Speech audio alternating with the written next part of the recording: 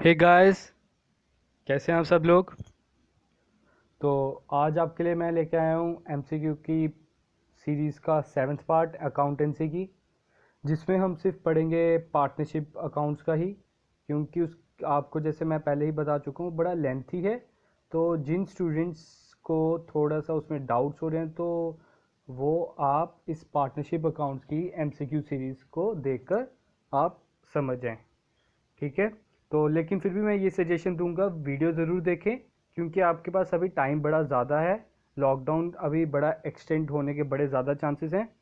तो आप उन वीडियोस को ज़रूर देखें, क्यों आपको कम से कम 40 to 50% तो समझ आएगा उसमें से। कुछ है तो वैसे बड़ा लेंथी है पार्टनरशिप अकाउंट, उस पर हमने शायद से एच तक पार्ट बना दिए सिर्फ पार्टनरशिप अकाउंट का। तो आज हम उसके एमसीक्यू करेंगे। तो एमसीक्यू पे जाने से पहले मैं थोड़े से टर्म्स आपको समझाना चाहता हूँ ऑफ पार्टनरशिप अकाउंट्स। ठीक है। वर्बली समझाऊंगा, कुछ नहीं लिखवाऊंगा, कुछ नहीं। तो क्या बताना चाहता हूँ मैं, एक सबसे पहली चीज़ मैं बताना चाहता हूँ, difference between dissolution of partnership and partnership firm. मतलब क्या डिफरेंस है डिसोल्यूशन ऑफ पार्टनरशिप और डिसोल्यूशन ऑफ पार्टनरशिप फर्म में। तो उसमें क्या डिफरेंस है, अगर आपको बोला जाए पार्टनरशिप का डिसोल्यूशन, ठीक है, तो इसमें क्या आ जाएगा, डिसोल्यूशन का मतलब होता है एक तरह का ख़त्म करना, दी एंड। आपने पार्टनरशिप को दी एंड कर दिया, लेकिन इसमें चांसेस ये भी हैं कि इस केस में रिकॉन्स्टिट्यूट भी हो जाए। लेकिन जो डिसोल्यूशन ऑफ फर्म होगी, इसमें क्या होगा, बिजनेस ही बंद हो जाएगा। ये चीज़ याद रखो। अगर उधर बोला है डिसोल्यूशन ऑफ पार्टनरशिप, तो वो है रिकॉन्स्टिट्यूशन ऑफ पार्टनरशिप भी हो सकता है वो। ठीक है। असली में डिसोल्यूशन ऑफ फर्म में डिसोल्यूशन ऑफ पार्टनरशिप तो इंक्लूड होता ही होता है, लेकिन डिसोल्यूशन ऑफ पार्टनरशिप में dissolution of partnership firm include नहीं होता। बस आप ये याद रखो, डिसोल्यूशन ऑफ पार्टनरशिप का मतलब है पार्टनरशिप को ख़त्म करना, ना कि फर्म को ख़त्म करना। लेकिन डिसोल्यूशन ऑफ पार्टनरशिप फर्म का मतलब है बिजनेस ही दी एंड हो गया, बिजनेस को आपने बंद करना है। ठीक है। होप कि आपको ये समझ आया होगा।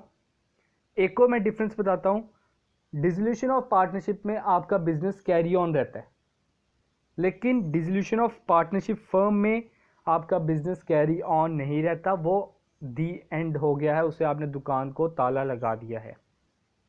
ठीक है। डिसोल्यूशन ऑफ पार्टनरशिप में क्या क्या इंक्लूड होगा जो हमने पढ़ा है, reconstitution of partnership firm, admission, ठीक है, रिटायरमेंट, डेथ। लेकिन डिसोल्यूशन ऑफ फर्म में डिसोल्यूशन ऑफ पार्टनरशिप तो आ ही जाता है, लेकिन इसमें आप एंड कर देते।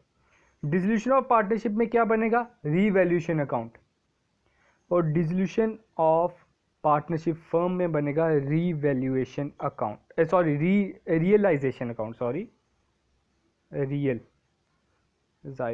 अकाउंट।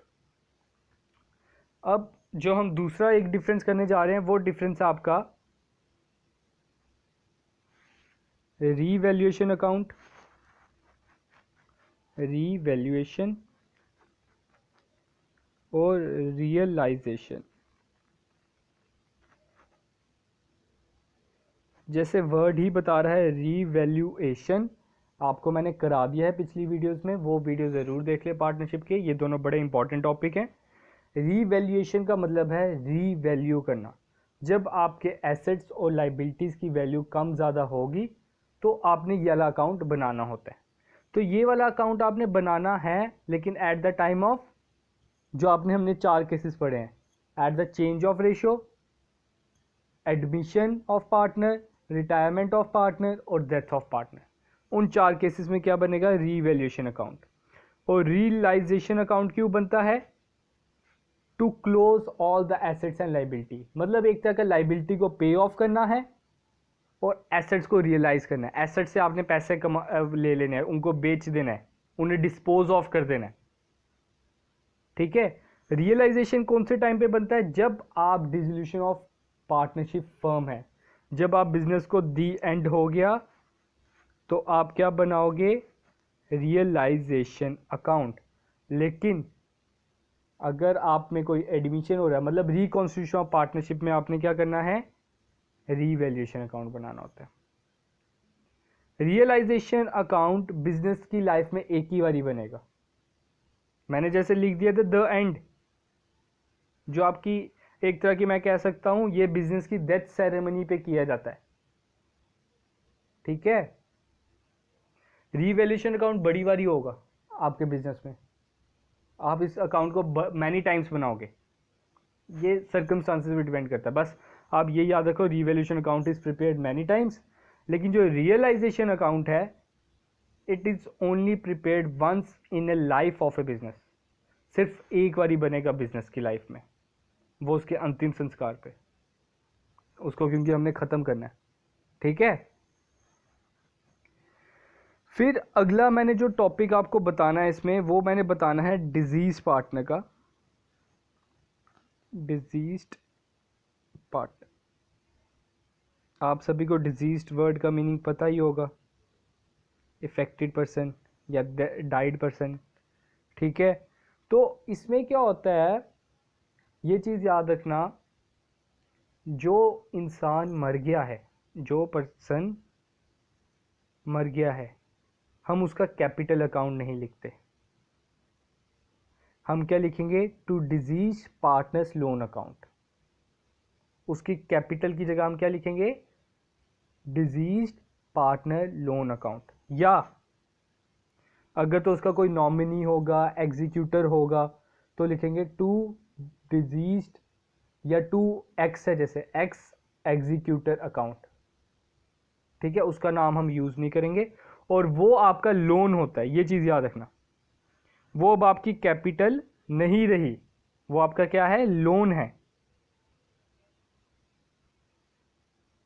अब ये मैंने आपको क्यों बताया इसमें, ये चीज याद रखना, जब आपकी पार्टनरशिप डीड साइलेंट है, हमने बात की थी when your partnership deed is silent, हमने इंटरेस्ट ऑन लोन कितना देना होता है? 6%।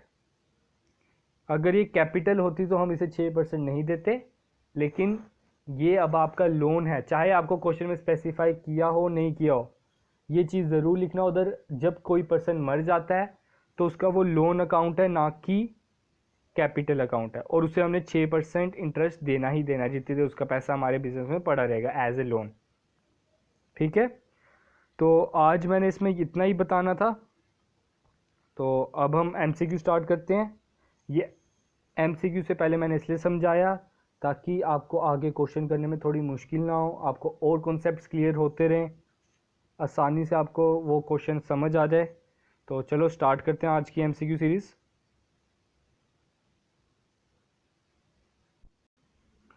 तो ये है आपकी एमसीक्यू पार्ट नंबर 7। हमने इससे पहले भी एक पार्टनरशिप पे 20 क्वेश्चन बनाए थे, अब 20 और बना दिए हैं। मैं और बनाऊंगा सिर्फ पार्टनरशिप अकाउंट पे ही, तो वेट करें उसके लिए भी। तो आपका फर्स्ट क्वेश्चन क्या कह रहा है? Loss is distributed among the partner.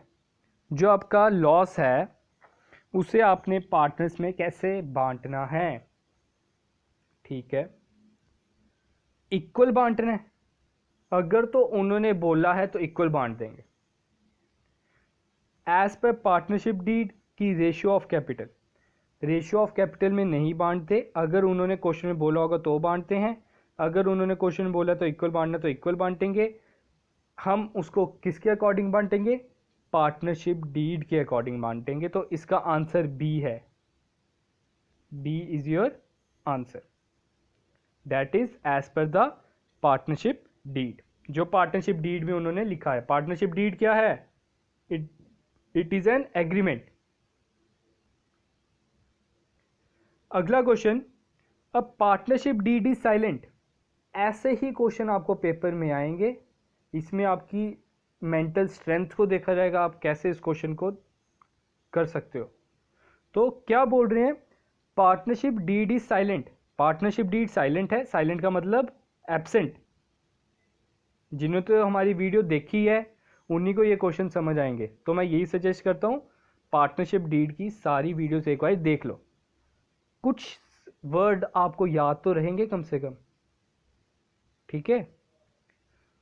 Partnership deed silent है for the payment of interest on partner's loan, but there was a loss instead of profit during the year. At what rate will the interest on partner's loan be allowed. हमने बात की थी कि जो interest on partner's loan है वो ऐसे मिलता है 6% अगर पार्टनरशिप डीड साइलेंट हो, और चाहे उन्हें लॉस हो रहा है, चाहे उन्हें लॉस हो रहा है, आपने 6% देना ही देना है। तो इसका आंसर आ जाएगा आपका फर्स्ट वाला, क्योंकि अब देखो आप बैंक से लोन लेते हो तो ये थोड़ी आप बैंक को बोलोगे कि इस साल हमें बड़ा घाटा हुआ है, आप हमसे इंटरेस्ट नहीं चार्ज करो। तो same is the case with partners loan, आपने उसे 6% लोन पे इंटरेस्ट देना ही देना है। ठीक है, अगर आपका साइलेंट है। अगर साइलेंट नहीं होता, मतलब एब्सेंट नहीं होता पार्टनरशिप डीड, डीड में बोला होता 10% देना है तो हम 10% देते, 15% बोला होता तो 15% देते, जितना डीड में बोला होता। ठीक है, तो नेक्स्ट क्वेश्चन में चलते हैं। Interest on partners capital is, जो पार्टनर्स कैपिटल के ऊपर इंटरेस्ट है, ठीक है, वो क्या है? आपके लिए जो बिजनेस की बात होती है हर क्वेश्चन में, बिजनेस के लिए गेन है, लॉस है, एप्रोप्रिएशन है कि नन ऑफ दीज है? गेन और लॉस का इसका मतलब है, वैसे तो इंटरेस्ट ऑन पार्टनर्स कैपिटल एक तरह का आप कह सकते हो एक्सपेंस है, लॉस नहीं है। ठीक है, तो ये आपका आंसर इसमें क्या आ जाएगा? एप्रोप्रिएशन। वो इंटरेस्ट ऑन पार्टनर्स कैपिटल क्या है? एप्रोप्रिएशन। एप्रोप्रिएशन का मतलब डिवीजन, ये आपका डिवीजन है। अगर तो आपको लॉस होता है, इंटरेस्ट ऑन कैपिटल देने की कोई ज़रूरत नहीं है। अभी हमने ऊपर क्वेश्चन में पढ़ा, अगर आपको लॉस होता है तो इंटरेस्ट ऑन लोन देना है, लेकिन इंटरेस्ट ऑन कैपिटल देना नहीं बनता अगर आपको लॉस है, तो it is just an appropriation. ठीक है, it is A division. Goodwill is an, ये तो हमने पहले क्वेश्चन में भी किया है, तो ये पार्टनरशिप में भी बनता है क्योंकि हमने ट्रीटमेंट ऑफ गुडविल किया है। तो गुडविल आपकी होती है reputation, reputation is an intangible asset. तो फोर्थ का क्या आंसर आ जाएगा? C part. फिफ्थ क्वेश्चन देखिए, under which act partnership business is governed. मैंने आपको लिखवाया था, शायद से मैंने अपनी फर्स्ट वीडियो में ही लिखा था, फर्स्ट स्लाइड में ही होगा, उसकी डेफिनेशन ज़रूर पढ़ लें। पार्टनरशिप एक्ट 1932 है इसका, और इन्होंने क्या बोला है पार्टनरशिप के बारे में वो भी पढ़ लें, हमने वीडियो में प्रॉपर्ली आपको बताया हुआ उसमें। अब आगे बढ़ते हैं। प्रॉफिट और लॉस ऑन रीवैल्यूएशन। अभी मैंने आपको वीडियो की स्टार्टिंग में बताया, revaluation account is prepared eight the time of reconstitution of partnership, admission, death या रिटायरमेंट। इस टाइम पे आप रीवैल्यूएशन अकाउंट बनाते हो। और क्यों बनाते हो? For the change in the assets and the liabilities of the business. ठीक है, तो उसमें बोला कि आपको जो प्रॉफिट या लॉस होगा, उस जो चेंज हुआ आपकी एसेट्स और लाइबिलिटीज, तो उसका शेयर कैसे बांटा जाएगा? तो ये मैंने पहले भी डाला था, to old partners in old ratio. Old old याद रखो। रीवैल्यूएशन का प्रॉफिट और लॉस आपने कैसे बांटना है?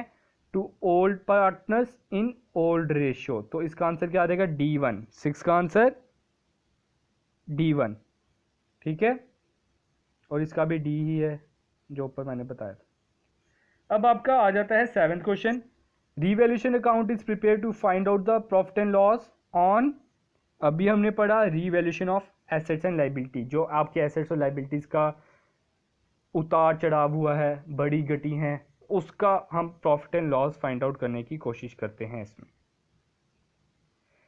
अब आपके सामने है 8th क्वेश्चन। 8th क्वेश्चन में क्या बोल रहा है? Who should compensate to whom in case of change in profit sharing ratio. ये भी हमने समझाया था, ये हमारी 3rd 4th वीडियो में ही है कि कौन किसको कंपनसेट करेगा। कंपनसेट का मतलब आप जानते हैं क्या होता है? कंपनसेट का मीनिंग इसका मतलब जो आपने पेनल्टी पे ऑफ करनी है जिसके कारण उसे लॉस हो गया है, ठीक है। तो ऑब्वियस ही बात है, इसमें कौन कंपनसेट करेगा? Gaining partner to sacrificing partner, उसको वो करेगा कंपनसेट। जो गेन करेगा, जो फायदा लेगा, और जो नुकसान झेलेगा उसको कंपनसेट करेगा, ठीक है। तो अब हम चलते हैं 9th क्वेश्चन पे। 9th क्वेश्चन क्या बोल रहा है? At what time of retirement of a partner if goodwill appear in the balance sheet it must be written off, the capital account of all partners are debited in, ठीक है। इसमें क्या बोल रहा है? मैंने आपको बताया था कि अगर आपकी बुक्स में गुडविल अकाउंट है उसको आपने क्या करना होता है? रिटन ऑफ, मतलब क्लोज। और किस अकाउंट कैसे करना होता है उसे written off? In to old partners in old ratio. Old partners को कौन सी रेशो में? ओल्ड रेशो को। तो इसका आंसर क्या आ जाएगा? ओल्ड रेशो, ठीक है। अब आपका 10th क्वेश्चन आता है, A B and C are partner in the ratio 2:1, C retire. Simple question है ये, हमने ये पढ़ा था। मैं आपको अभी भी कह रहा हूँ, मैंने आपको थोड़े दिनों में आपको पीडीएफ प्रोवाइड कर दूंगा जो हमारे पार्टनरशिप अकाउंट्स की रहती है। तो उस पीडीएफ की उसमें आप प्रॉपरली वो देख लेना कि कैसे आपने रेशो निकालनी है, कैसे आपने न्यू से आपने सेक्रीफाइसिंग रेशो निकालनी है, क्योंकि इसका क्वेश्चन 2 या 3 क्वेश्चन ऐसे आने ही आने इस रेशो से रिलेटेड। तो ये आपका सिंपल क्वेश्चन है, निकालने की ज़रूरत नहीं है। तो क्या बोला है? C retire. तो मैं सी का नाम कट कर देता हूँ, ये आपका आ गया सी। सी की ये थी ना 1, मैंने 1 को कर दिया कट, तो बचा गया 2:2। 2:2 को अगर हम सिंपलेस्ट फॉर्म में लाए तो 1:1 आता है आंसर। 2 और 2 कट गए ना, तो आंसर इसका क्या आ जाएगा? B1। 11th क्वेश्चन,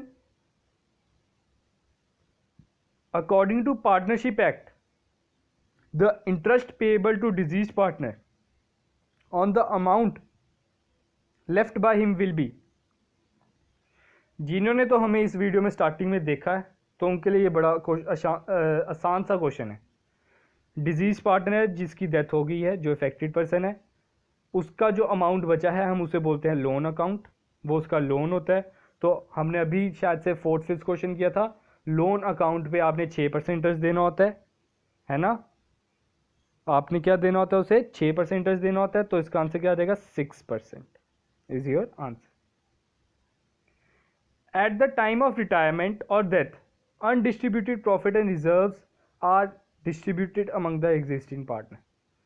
अब क्या होता है जब आपकी बिजनेस रिकॉन्स्टिट्यूट हो रही है या बंद हो रही है, जो भी हो रहा है, उस टाइम पे आपके पास कुछ होगा undistributed profit in the form of reserves, in the form of workman compensation, in the form of some profit pending, कुछ पैसा पड़ा होगा बिजनेस में।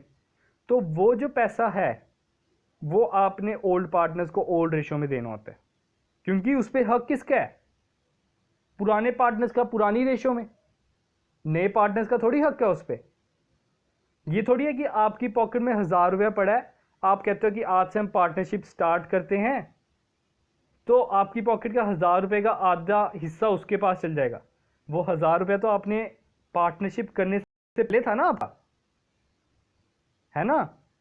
तो वो उस पर हक सिर्फ आप ही का रहेगा, आपके पार्टनर का नहीं रहेगा। तो उस हिसाब से क्या रहेगा? Are distributed among the existing partner in old ratio to old partner. सिर्फ पुराने पार्टनर्स को दिया जाएगा, अगर कोई एडमिट हुआ उसको नहीं मिलेगा उसका हिस्सा। 13th question, at the time of dissolution of firm, जब आपने फर्म को डिसोल्यूशन करना है, मतलब डिसोल्यूशन ऑफ फर्म क्या होता है? मैंने अभी बताया, आपने फर्म का दी एंड करना है। अगर द पार्टनरशिप लिखा होता तो दी एंड नहीं हो सकता, हो भी सकता है नहीं भी हो सकता, वो ज़रूरी नहीं है। लेकिन अगर उन्होंने डिसोल्यूशन ऑफ फर्म बोल दिया, वो ज़रूर आपका एंड हो रहा है। The assets and liability appearing in the balance sheet are transfer to, मैंने समझाया कहाँ पे ट्रांसफर करने आपने? रियलाइजेशन अकाउंट में आपने इसे ट्रांसफर करने होते हैं। 14th question, at the time of dissolution of firm loan from partner is transfer to. Loan from partner कैसे ट्रांसफ़र होता है? Loan from partner is transfer to, जब आप बिजनेस को डिसोल्यूशन कर रहे हो तो जो लोन फ्रॉम पार्टनर्स है, जो आपने पार्टनर से लोन लिया है, उसे आपने कहाँ पे ट्रांसफ़र करना है? उसे आपने कहीं पे ट्रांसफ़र नहीं करना होता, नन ऑफ दीज। मैंने रियलाइजेशन अपने एच पार्ट में, पार्टनरशिप के एच पार्ट आप देखिए तो उसमें मैंने बताया हुआ है कि आपने रियलाइजेशन में क्या क्या ट्रांसफ़र नहीं करना होता। एक कैश नहीं करना होता, एक आपने पार्टनर लोन अकाउंट नहीं करना होता, और एक आपने गुडविल नहीं करना होता। ये सारी आइटम्स आपने उधर ट्रांसफ़र नहीं करनी होती। ठीक है। अगला, at the time of dissolution of firm, loan from partner relative, loan from partner relative is transfer to.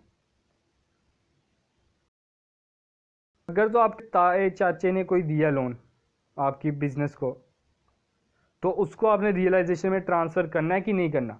हाँ भाई, उसको करना है। अगर आपका लोन है तो आपने उसको ट्रांसफ़र नहीं करना, लेकिन अगर आपके किसी रिश्तेदार का है उससे आपने ट्रांसफ़र करना होता है। ये चीज़ याद रखना, क्योंकि वो आउटसाइडर है, आप इनसाइडर हो, आप बिजनेस के मालिक हो। आपका जो रिलेटिव है वो आपका नहीं है। अगर उधर लिखा होगा एक्स वाइफ लोन, तो वाइफ के लोन को पहले पेमेंट करो भाई। एक्स की कोई वैल्यू नहीं है, सिंपल वाइफ की वैल्यू है। वाइफ समझ लो थर्ड पर्सन है, कोई बिजनेस किसी का सगा नहीं है। The ratio in which the remaining partner acquire the share of remaining partner. Sorry, ये क्वेश्चन थोड़ा सा गलत है। The ratio in which the remaining partner acquire the share of outgoing partner. ठीक है, द आउटगोइंग लिख लो। मतलब है कौन सी रेशियो, वो क्या कौन सी रेशियो कहलाती है जो रिमेनिंग पार्टनर है। समझ लो ए बी सी है, सी का शेयर, सी जा रहा है, सी को मैं कट कर देता हूं। ए और बी सी का जो शेयर लेंगे उस रेशियो को हम किस नाम से कहते हैं? उसको हम कहते हैं गेनिंग रेशियो, जिस हिसाब से उन्हें फायदा हुआ है। अगर तो एडमिट होता तो आपका सेक्रीफाइसिंग रेशियो होना था वो। ठीक है। 17th question, under dissolution of partnership the firms business. मैंने अभी समझाया दी एंड, सॉरी मैंने इधर पढ़ा नहीं, डिसोल्यूशन ऑफ पार्टनरशिप है। ये गलती आप अपने पेपर में नहीं करना। ठीक है। तो उन्होंने क्या बोला? Dissolution of partnership. पार्टनरशिप में आपका फर्म का जो बिजनेस है वो कंटिन्यू रहता है। अगर इधर पार्टनरशिप फर्म लिखा होता तो मैं इधर लिखता डिसकंटिन्यू।